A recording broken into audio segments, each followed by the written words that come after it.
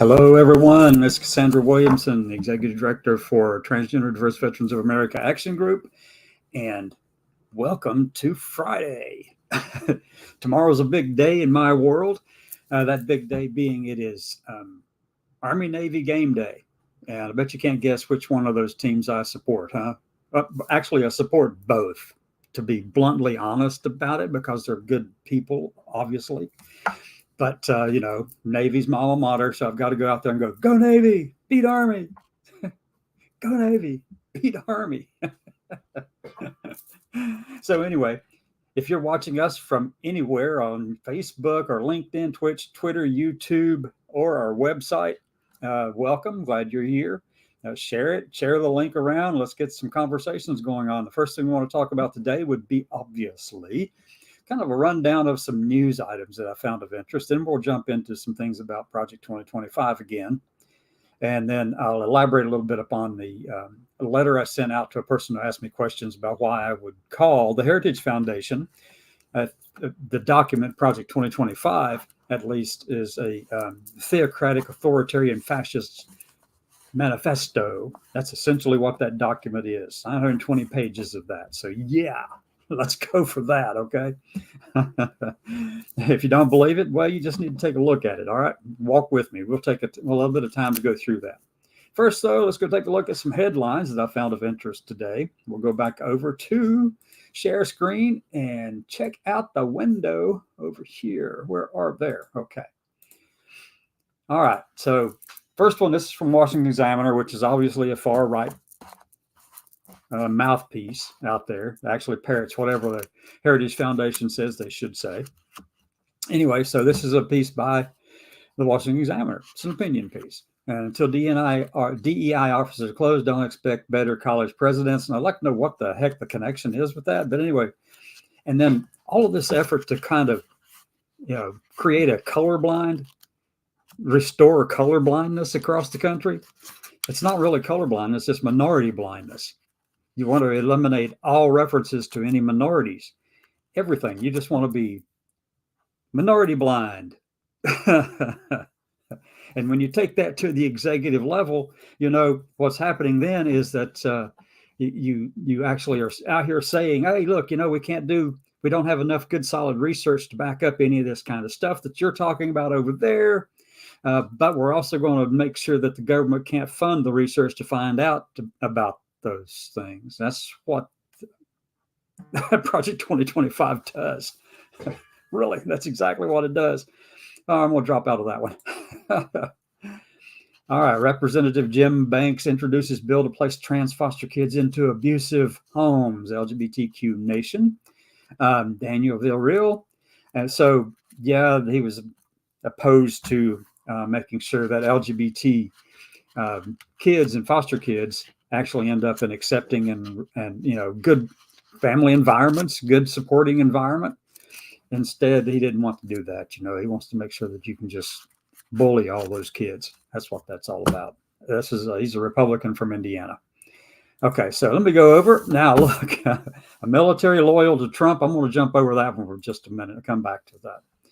Pediatricians battling with Biden admin in court over being forced to perform trans surgeries. Okay, look, no one is being forced to perform trans surgeries. You don't have to do them. You don't have to do them, folks. But here's the thing, though. The group that is the one that's battling this, pediatricians, by the way, pediatricians, you know who they are? It's let me go right here and find it. The American College of Pediatricians, the Catholic Medical Associates, and an OB-GYN doctor whose care focuses adolescents sued to block enforcement. The American College of Pediatricians was founded, I think it was in 2005. It had one sole purpose, because they opposed adoptions of by LGBT couples of children. They opposed those adoptions, and they were fiercely opposed to it. And they thought that it was wrong, whatever. They're entitled to that belief. They're fine with that, but that's how they started, and that's what they're still doing. It's still just hatefulness. Hatefulness, even though they don't say that it is, even though they say that they're protecting the kids and all that kind of stuff, and making it sound so cool and so good that that's actually, that they're good people doing this. And no doubt they are good people. However, they're wrong on this one. But everything that they're doing is based, it's biblically based. It's religious based arguments. No matter how much science and pseudoscience that they throw out there to back up their opinions, or to create the pseudoscience to back up their opinions, no matter how much they do that, when you boil it right down, the only objections that they really have, the one that's actually driving all of this pretense at scientific knowledge, is that they object to it religiously. And I wish they would just have the guts to come right out and just say that, because that's really what they're doing. That's really all it's about. They don't care about the science. They don't care if it was an overwhelming science out there that supported it all completely, 100% completely supported. They'd still object to it. And it's because of their religious views. Okay, so let's just drop out of that one a minute. Here we go again. Got another asinine senator who's placing another hold on military promotions. And so we've got two now. Tuberville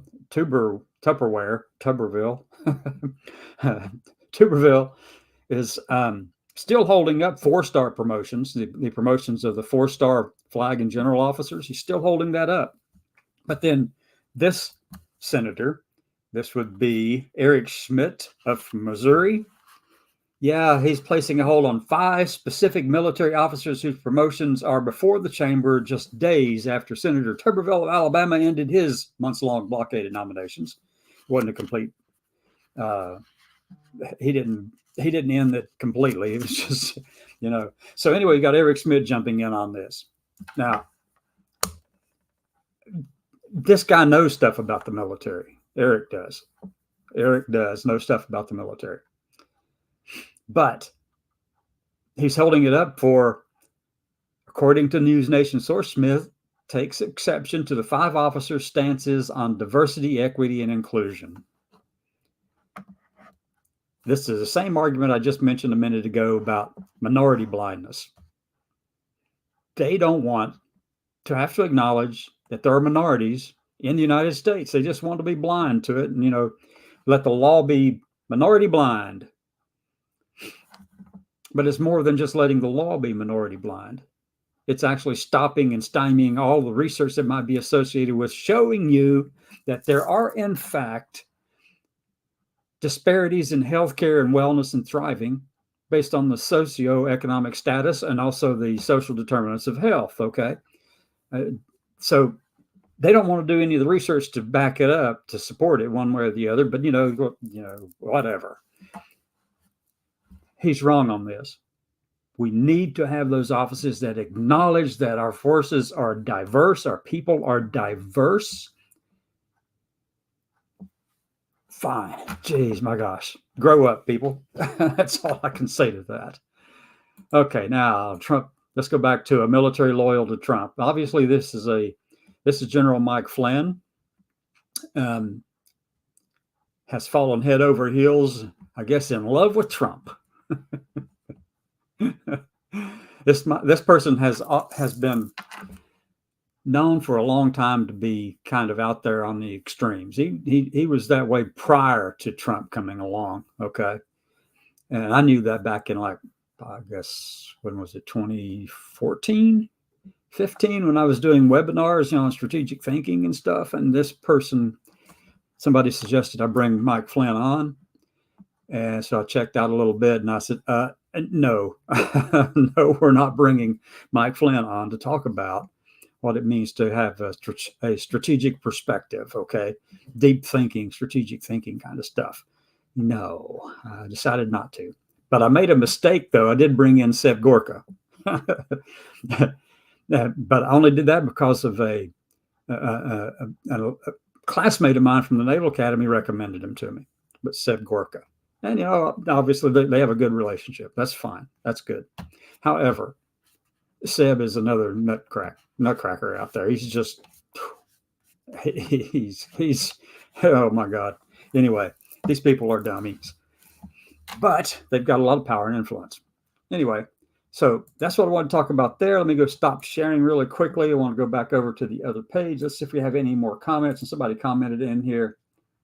What it is that they are holding up 8 of the 3-star generals. Yeah, Angela, you're right. That's exactly what I've heard as well. Thank you.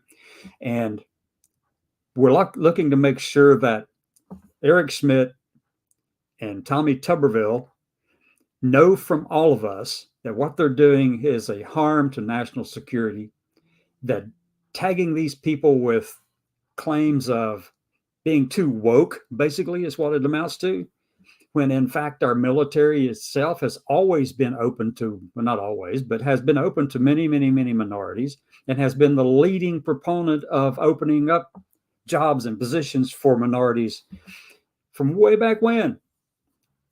So, they're going after anything they can. Right now, they've got somebody over in the House, I think, who is going to try to object to the conference document on the National Defense Authorization Act, the NDAA.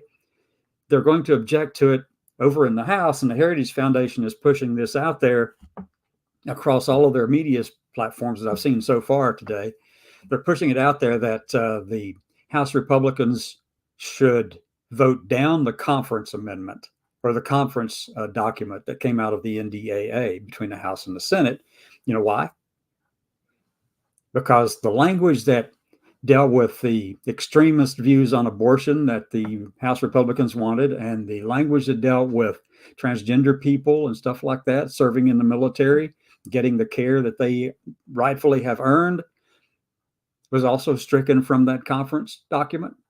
So with those two items, the abortion issue and transgender health care for active duty military people, with those two things in there, Heritage and all that bunch is out here telling them, nope, don't support it, block it. So, I mean, this stuff's going on like crazy. It's just ridiculous. Oh my God, let me see. Let me go over here to Junior Childers. Same old fascist tropes from long ago. I think they're bringing something that's not been seen before: religious, bigoted authoritarianism to squash anyone who's not a bigoted zealot.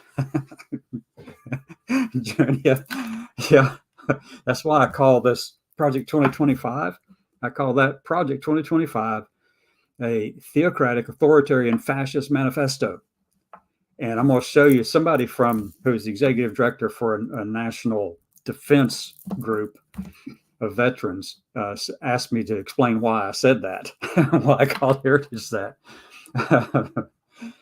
And let me see, Angela says, yeah, Flynn has been on his knees in front of Trump for 8 years now. Absolutely has been. I agree completely. General Flynn is just off his freaking rockers, but he has been for a long time. Like I said before, I know that too. Knew it before Trump even poked his head out of the sand. Anyway, so let me find that letter I was talking about here just a minute ago. Sent letter. And it's not on this one, is it? Let me go over here to this. I got to find that letter first, though, because I had it pulled up here. And Bob letter. The Bob letter. Yes. Okay. So I'm not going to share Bob's information up here across the screen. So what I want to do now is go back over and just show you a letter I got yesterday asking me why I called Project 2025 a theocratic, authoritarian, fascist manifesto. Okay, here we go. Ready?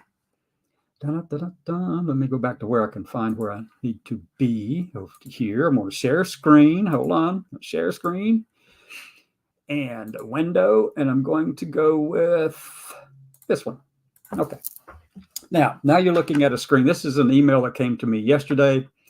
All right. So this person said, might you be able to shed some light on, let me blow this up so that you can maybe see it a little bit better. Try it like that. Okay. Might you be able to shed some light on when and how the Heritage Foundation has proposed to impose a form of theocratic, authoritarian fascism on the entire nation? Do you have specific proposals or statements? Bob Carey. Bob Carey, I know Carey from somewhere. I've known him for a while, apparently. So I know that name. But anyway, so Navy captain, retired, chief bottle washer at the National Defense Committee, director at the nationaldefensecommittee.com in Washington, D.C.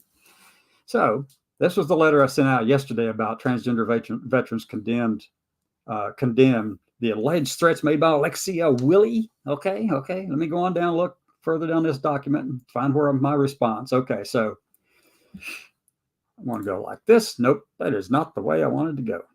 Like this. Go down here. All right, so my response was this, folks. Let me pull it down a little bit because I have to get it down here. So this is what I told him. First thing is, you have to define what fascism is. Okay, that's the first thing. You've got to go look into what it means to be fascist. And the authority on this one at this point in time that I can find anyway, one of the big authorities has been Lawrence Britt, who wrote something in 2003 about this. And he actually analyzed Hitler, Mussolini, Franco, Suharto, and Pinochet, those three fascist leaders and governments, basically, to find out what the common characteristics were among those four, okay, from those four groups.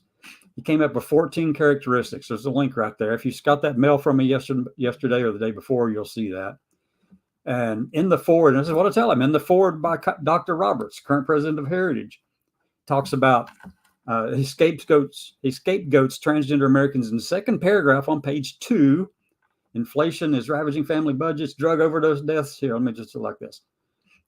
Continue to escalate, and children suffer the toxic normalization of transgenderism with drag queens and pornography invading their school libraries.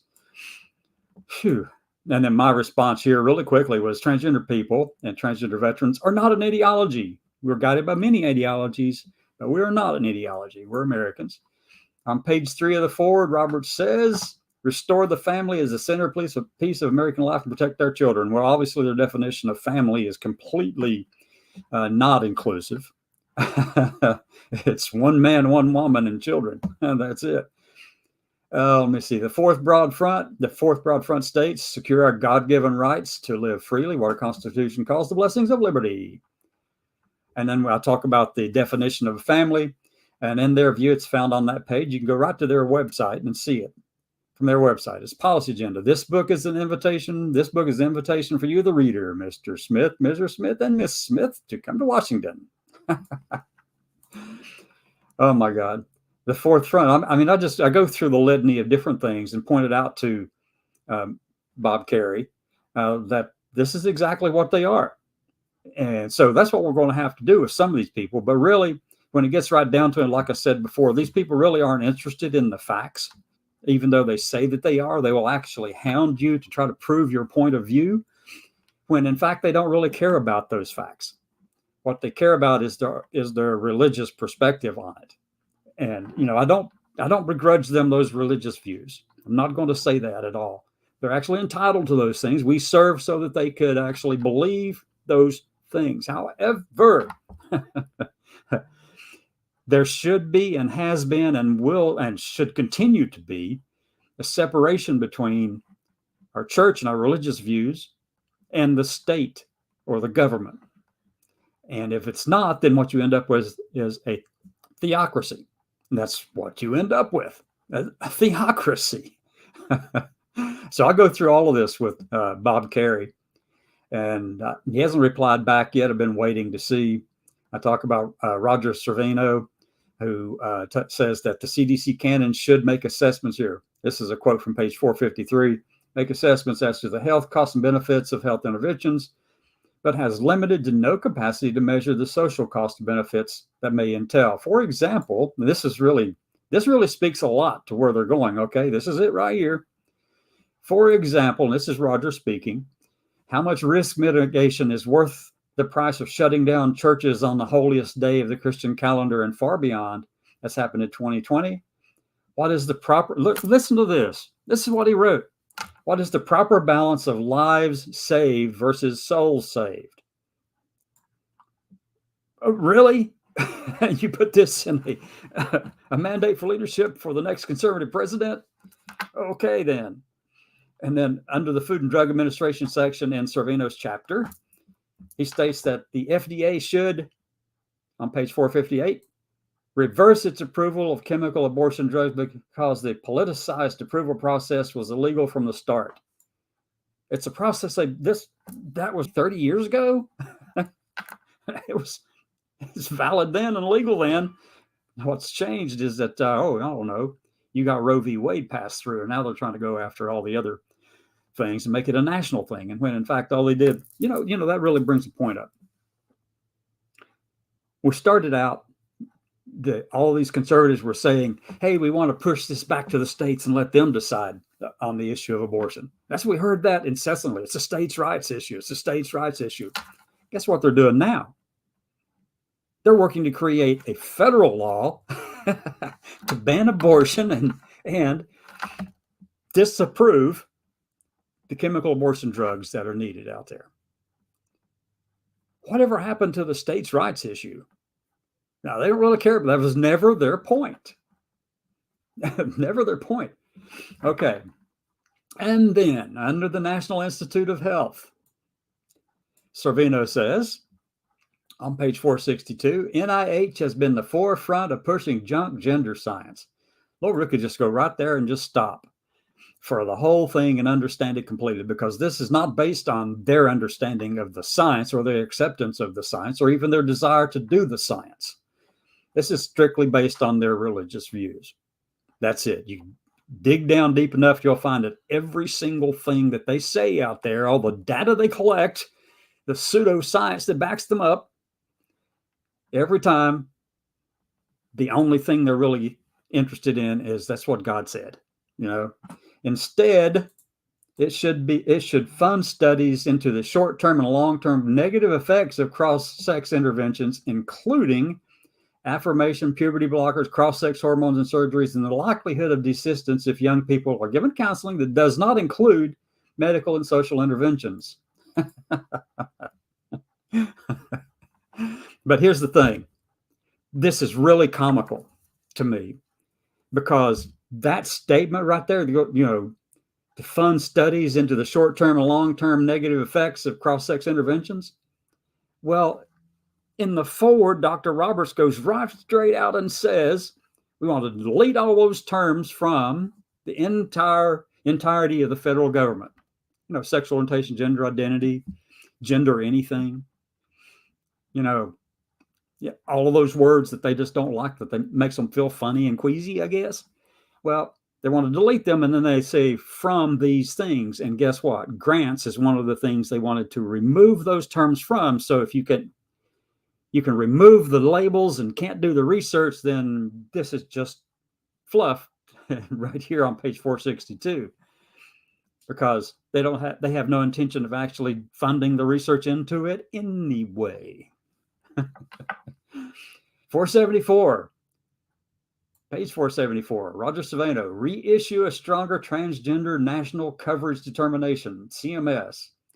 And this should promulgate its 2016 decision that CMS could not issue a national coverage determination regarding gender reassignment surgery for Medicare beneficiaries. Right now, there's a lot of people out here on Medicare and getting their care through that, but they want to roll that back.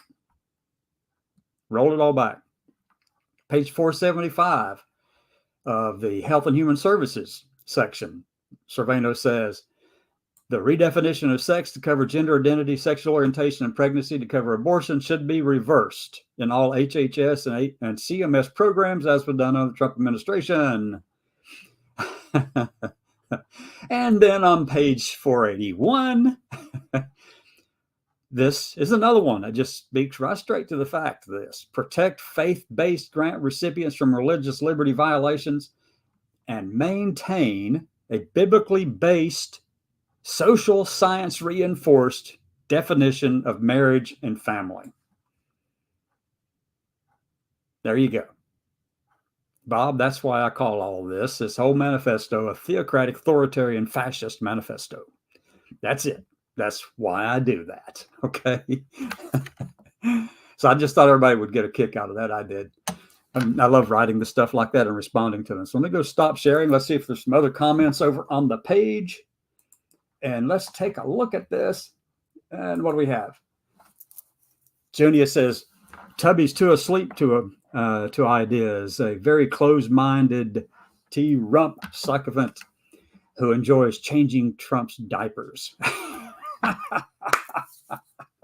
goodness. I'm going to leave that one up there a while. So anyway, that's primarily a lot of the stuff that I wanted to cover, because I just think that it's craziness out here.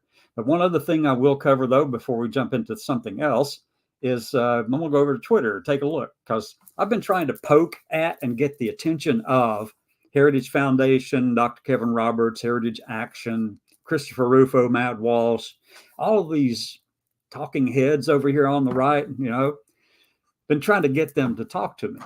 And so far, they have absolutely refused to do so. They have not taken the first bait. I've tried to bait them with things, and they refuse. They will not talk to me. Christopher Rufo, by the way, sits on the board of the New College of Florida. That's the college that was, at one time, it was 50%, about 50% LGBT students who went there because they felt free to be there and to be themselves. And, that just offended old Ron DeSantis like crazy. I mean, he was just so butthurt about that. So he went in there and replaced the board of directors and put Christopher Rufo in there, Ryan Anderson on there, replaced them and put in the ones that they wanted, cleaned out the administration, replaced them and put people in that were their sycophants. But they left a lot of the people in place there. So a couple of months ago, they had sent out a notice, or they sent out a request to have someone come and participate in a panel on gender. And they'd reached out to Aaron in the morning, Aaron Reed. So Aaron refused because he didn't want to play their game. But, I reached out to them because I definitely will just jump right into the fire with them. I reached out to them. I reached out to all the leaders within the New College of Florida, from the president, the secretaries, vice president. I reached out to leaders within the sociology departments and the social sciences departments, and asked them, I said, look, just let me know. I'll come down and talk with you. I'll sit on a panel about that. You know who replied? How many people replied out of that? None of the leadership. Not a single one of them responded to that. I did get a call from someone who I now say is an internet friend, an email friend. Let's put it that way. Anyway, she is one of the people down there and works there. But she was telling me about some of the stuff that's going on and what's happened and all this kind of thing. And this was right before Trans Day of Remembrance. That we had communicated by email, and she wanted to know why I wanted to do that, because she was asking me not to go do that with them. And I said, look, I don't expect them to respond at all. She said, really? Really? You don't expect any one of them to reply? And I said, no. So far, none of them have responded. Not a single person from the New College of Florida leadership has responded to my request to be part of their panel on gender. And she said, why do you think they would not respond? And I said, well, look, I represent every kind of privilege that they don't want. I represent a story or a narrative that they can't manage as easily as someone who does not have the privilege I have. And so that's where we are at this point. I mean, look, they don't want to bring veterans in to talk to us. They don't want to bring in people who are, educated, knowledgeable, and all this kind of stuff, especially veterans. And so, because that would dispel that story, their narrative. That would kind of put a wrench in their narrative that they want to present, that all the trans people are just crazy. But if they get someone like me in there, or anyone who's a veteran and trans, if they get anybody like that in there, well, then it kind of dispels that rumor and weakens it. So they're not going to bring us in. So we challenge their narratives. And so they're not even going to acknowledge that we exist. Even when I went to DC and I walked into the Heritage Foundation's headquarters, and by the way, it's located at 214 Massachusetts Avenue Northeast in DC. And it's right near the Union train station.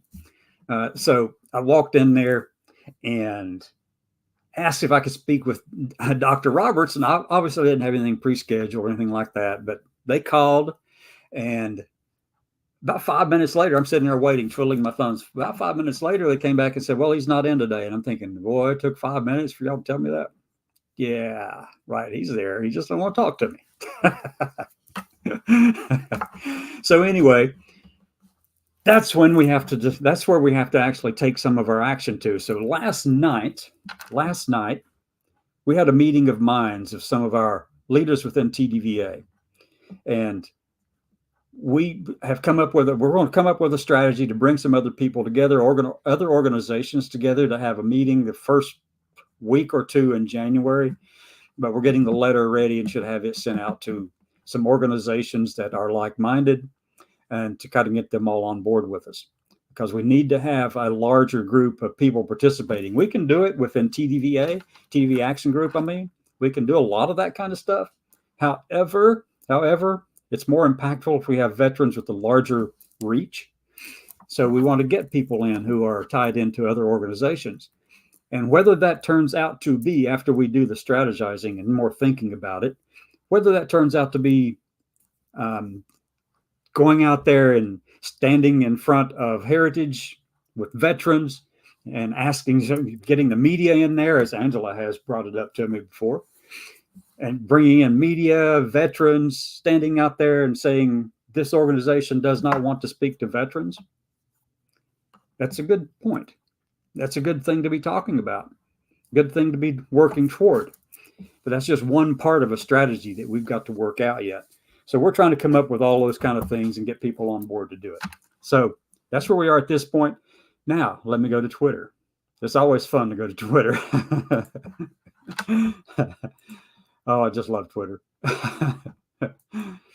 Where's Twitter? It's over here on this one, I do think. Let me go there really quick and go here. Okay, Twitter. I follow a lot of all those conservative talking heads trying to poke them. American Principles Project, every day they have something to say about transgender people somewhere. Every day they always use just a meme like this. Women's sports are not a place for failed male athletes. I'm going to tell you some things that are probably kind of not accepted in a lot of places, and probably piss a few people off. But I'm going to tell you anyway. If you went through male puberty, then you have a certain, slight definitive, slight physical advantage over someone who did not go through male puberty. So, I've got some real reservations about that myself. Okay. And then they like to put this in there in male. And somebody actually approached me on one of the shows here not too long ago, sometime back, actually. And they said, you're just a male. Well, I want to tell you my response to that. My response to that is, my genetic sex is XY. I am male genetically. I can't deny the reality of that, right? You can't deny that. My anatomical sex, though, is female, and my gender is female. So what are you going to do with that? But anyway, I really get a kick out of some of this stuff. Here's Twitter again. I got APA Division 44. Wow. I used to be a member of APA Division 44. That's the American Psychological Association. Division 44, which talks about sexual orientation and gender identity. I'm glad they're on board with this too. I mean, obviously they would be, but I can tell you that there's a lot of good science out there that goes through APA's Division 44. Good people. And looks like reposted a post you were mentioned in. Which one was I mentioned in? Somebody else and 5 others reposted a post on Pearl Harbor Remembrance Day, start of Hanukkah, and fascism in America. Okay. I'm going to have to follow Division 44 back. Okay, cool.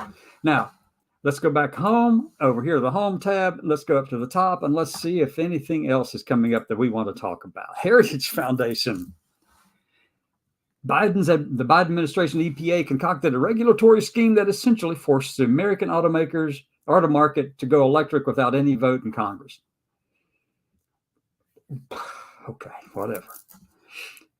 Let me go on down through here. Let's see if there's anything else. Laura Loomer is one of those wackos. She was actually down here in Tuscaloosa for the last presidential debate, which was, when was that? Wednesday night, December 6th. And this is the one that absolutely Marjorie Taylor Greene is a parody site. She said, "Can we toss him in the ocean and test his water parting abilities?" Mike Johnson, God chose me to be America's Moses. He said it. That's what he said. Oh my gosh. Elon has slipped over into the deep end of the pool too. I mean, actually I should say the shallow end where the genetic line is really small. Let me see who else is in here. Well, I'm off to knock down the pyramids because Egyptians had slaves 5,000 years ago. Wish me luck. Not even going to respond to that one. Let's go see what Kevin Roberts is saying. Kevin Roberts following. All right, so what has he said in the last couple of hours?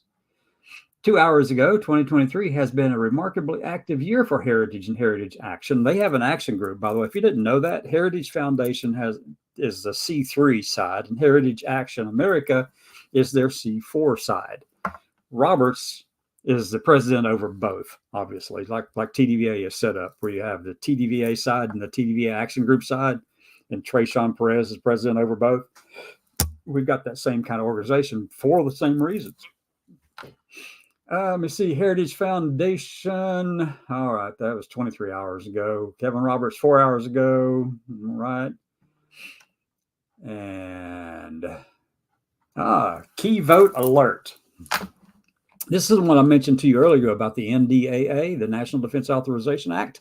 All right, Heritage Action. And they have to use that side because that's the activism or activist side of things and the advocacy side of things for Heritage. Heritage Action opposes the 2024 National Defense Authorization Act. This NDAA fails to rescind the DoD's illegal abortion travel policy, restrict outbound investment in China, or reform the FISA, which, actually one of the things that they're saying on down through here, learn more at this point. Let's go check it out and just see. What they mean by a key vote is, what Heritage Action does is keeps a scorecard of all of the legislators and how they vote on issues. And Heritage defines certain things as a key vote because that's the thing that will show up in that scorecard. So they're putting this one as a scorecard issue thing, a key vote that will show up on that scorecard. And these representatives and senators are all looking to make sure that they have a really good score on that one. Key vote, no on conference report to the National Defense Authorization Act of fiscal year 2024, HR 2670. Okay. All right. And let me see. Go on down through. You'll find down through here somewhere that they talk about transgender people and being able to get that kind of care. All right. Yeah, right here it is. All right. The House passed version was an important step in restoring mission. Here we go. Let me highlight it. The House passed version is an important step to restoring military or mission-driven military priorities and strong defense capabilities. The bill represented a needed refocus on policies and authorities to defend our nation by rejecting a political agenda at the DoD that divides, distracts, and disarms our service members. Need I say more? How many times have we heard this stuff over the past century? For every minority that comes along, they've said the same things, just like this, every time. The American people should not be forced to fund a Pentagon that facilitates abortion, enables sex reassignment surgeries, and promotes corrosive influence of critical race theory and diversity, equity, inclusion initiatives. Unfortunately, many of those necessary policy changes were stripped from the final conference report for good reason. They're idiotic. So, oh my God. Anyway, let me go back and stop sharing. Have any more comments over here that we want to address before we jump in a little bit further? All right. Okay, everyone. So thank you for watching today. I don't know where my comment block went. It took off up here. There we go. Anyway, so thank you for watching today. We'll close it out with that. I don't want to go take a whole lot more time in it. I do want to take some time in the very near future and create some hard-hitting, high-impact kind of things about each chapter in Project 2025 and kind of tear it apart based on, a search criteria, like looking for words that have to do with gender or sex or social science, religion, church, and anything like that. Looking at all of those terms, diversity, equity, inclusion, anything. And then just kind of dissecting each section, each chapter, one by one, and creating like a hard-hitting little video clip that can be shared. For instance, I would do one on just the forward that Dr. Roberts wrote. Do one on chapter, whichever one that was that Roger Savino was the author of, Health and Human Services chapter. Go in and tear those things apart and just do a hard-hitting thing so that everybody can get an idea of what this is about. They can watch it at their leisure. So that's coming up. That's one thing we want to do that I'm working on, really. I just have to throw it all together and create some stuff to make it look good and all that kind of stuff. I've been learning all this new technologies and new skills, and it's like, well, it keeps my mind active. Body, not so much. And I'll say it one more time. Tomorrow is a big day around my house. It's Army-Navy football day. And I'm just going to say it out there. And I know that my friend Angela over here is, Army person. But anyway, it's go Navy and beat Army just tomorrow. The rest of the time we work collaboratively. Let me get out and close this off. You ready? Here we go.